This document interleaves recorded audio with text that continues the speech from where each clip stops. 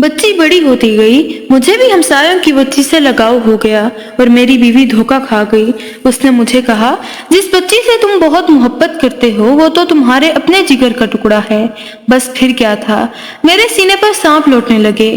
میں نے اس دن طے کر لیا کہ میں نے اس بچی سے کیسے نجات پانی ہے۔ ایک روز ایسا ہوا کہ میں نے اس بچی کو اپنی انگلی کے ساتھ لگایا، وہ بھی انگلی پکڑے ساتھ چلتی رہی۔ میں اسے لیے جنگل کے بیچوں بیچ پہنچا۔ میں نے مٹی کھودنی شروع کی تو وہ بھی اپنے ننھے منھے ہاتھوں سے مٹی ہٹاتی جاتی تھی۔ جب میں نے گڑھا کھود لیا تو میں نے اپنی بچی کو گڑھے کے بیچ میں کھڑا کر دیا۔ پھر میں نے اس کے اوپر مٹی ڈالنی شروع کی۔ وہ مجھے ابا ابا پکارتی رہی اور میں مٹی ڈالتا رہا یہاں تک کہ اس کی آواز آنا بند ہو گئی۔ صحابہ کرام نے دیکھا کہ نبی کریم صلی اللہ علیہ وآلہ وسلم کی داڑھی آنسوؤں سے بھیگ گئی ہے۔ آپ صلی اللہ علیہ وآلہ وسلم کا سینہ بھیگ گیا ہے۔ لوگوں نے کہا کہ اے شخص، تو نے اللہ کے رسول صلی اللہ علیہ وآلہ وسلم کو افسردہ کر دیا۔ آپ صلی اللہ علیہ وآلہ وسلم نے فرمایا، نہیں، اسے کہنے دو۔ آپ صلی اللہ علیہ وآلہ وسلم نے اس شخص سے کہا، دوبارہ سناؤ۔ اس نے دوبارہ قصہ سنایا۔ آپ صلی اللہ علیہ وآلہ وسلم پھر آنسو بہانے لگے۔ عزیز سامعات، وہ صرف عرب نہیں تھے، وہ دنیا ہی ایسی تھی کہ جہاں پیدا ہوتے ہی بچیوں کو زندہ دفن کر دیا جاتا تھا۔ کیسے اللہ تعالیٰ نے فرمایا، یہ حشر کا ایک منظر ہے جہاں اس باپ سے سوال کیا جائے گا جو اپنی بچی کی زندگی، اس کی پرورش کا ذمہ دار تھا، جس نے ذمہ داری ادا نہیں کی۔ بسم اللہ الرحمن الرحیم۔ وَإِذَا الْمَوْءُودَةُ سُئِلَتْ بِأَيِّ ذَنبٍ قُتِلَتْ۔ جب زندہ گاڑی ہوئی لڑکی سے سوال کیا جائے گا، تمہیں کس جرم کی پاداش میں قتل کیا گیا؟ اس ظالم سے تو بات بھی نہیں کی جائے گی۔ مظلوم سے پوچھا جائے گا کہ یہ بتاؤ وہ کون سا جرم تھا جس کی پاداش میں تم کو قتل کیا گیا۔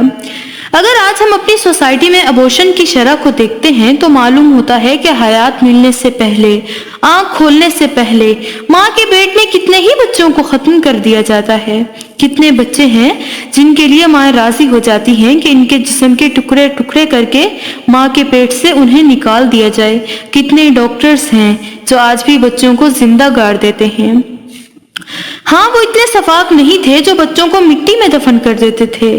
آج کی سفاکی تو دیکھیے کہ ٹکڑے ٹکڑے کر کے کچرے میں ڈال دیا جاتا ہے۔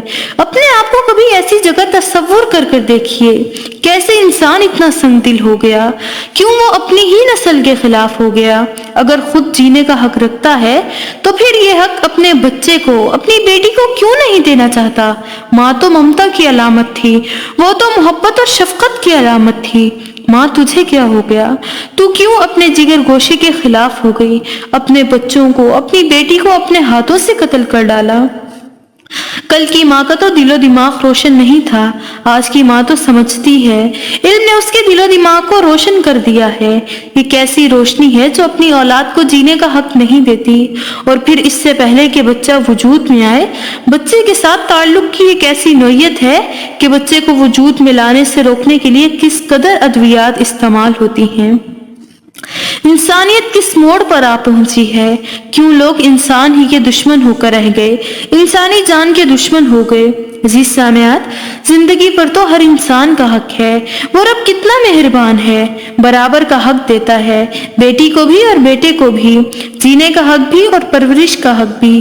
اور اگر کوئی کسی کی جان لیتا ہے تو جان کے بدلے جان کا حق ہے۔ اگر ایک مرد قتل ہوتا ہے تو اس کی جگہ پر بدلہ لیا جا سکتا ہے، تو اسی طرح سے عورت کے قتل ہونے پر بھی برابر کا بدلہ ہے۔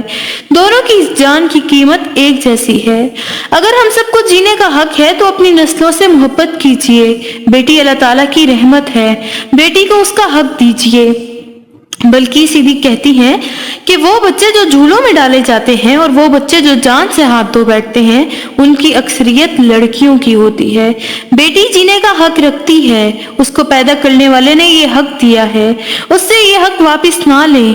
اس کے جیون کے لیے اسباب پیدا کرنے والا وہی ہے جس نے زندگی عطا کی ہے۔ اسی نے فرمایا، وَلَا تَقْتُلُوا أَوْلَادَكُمْ مِنْ إِمْلَاقٍ، اور اپنی اولاد کو مفلسی کے ڈر سے قتل نہ کرو۔ عزیز سامعات، دور جاہلیت میں بیٹیاں قتل ہوتی تھیں، آج اپنی بیٹیوں کے ساتھ یہ معاملہ نہ کریں۔ مجھے یاد آتا ہے وہ واقعہ دریائے نیل کے بارے میں معروف تھا کہ جب اس میں سیلاب آتا تھا تو مقامی لوگ نیل کی ارد گرد کی آبادیوں پر چڑھنے سے روکنے کے لیے ایک نوجوان لڑکی اس کی نظر کر دیتے تھے۔ اس کو خوب سجا بنا کر دلہن بنایا جاتا، پھر اس کو دریائے نیل کے سپرد کر دیا جاتا۔ حضرت عمر رضی اللہ تعالیٰ عنہ تک جب یہ بات پہنچی تو انہوں نے دریائے نیل کے نام خط لکھا کہ اگر تو اللہ تعالیٰ کے حکم سے بہتا ہے اور یقیناً تو اللہ تعالیٰ کے حکم سے بہتا ہے تو اب ایسی کوئی چیز آپ کی نظر نہیں کی جائے گی، اس کے بغیر ہی اپنی چال سیدھی رکھو۔ اس کے بعد دریائے نیل کی وہ چڑھائی جو سیلاب کی صورت ہوا کرتی تھی وہ اہل مصر پر کبھی نہیں ہوئی۔ میں سوچتی ہوں نیل کے سیلاب کو روکنے کے لیے بیٹی کا ہی سہارا لیا گیا۔ بیٹی کی زندگی کی قدر و قیمت والی ہے۔ سیدنا عمر رضی اللہ تعالیٰ عنہ نے کیسے ان بیٹیوں کا دفاع کیا جن بیٹیوں کو جوانی میں ہی موت کے گھاٹ اتار دیا جاتا تھا۔ آج بھی انسانیت کو عمر رضی اللہ تعالیٰ عنہ کی تلاش ہے جو بیٹیوں کی حفاظت کرنے والا ہو۔ دعا ہے کہ اللہ تعالیٰ صحیح معنوں میں دین کی سمجھ عطا فرمائے اور اس کے مطابق زندگی گزارنے والا بنا دے۔ ویڈیو اچھی لگی ہو تو دعاؤں میں ضرور یاد رکھیے گا۔ لائک، شیئر اینڈ سبسکرائب کرنا مت بھولیے گا اور بیل آئیکن کو ضرور پریس کر دیجیے گا۔ السلام علیکم ورحمۃ اللہ وبرکاتہ۔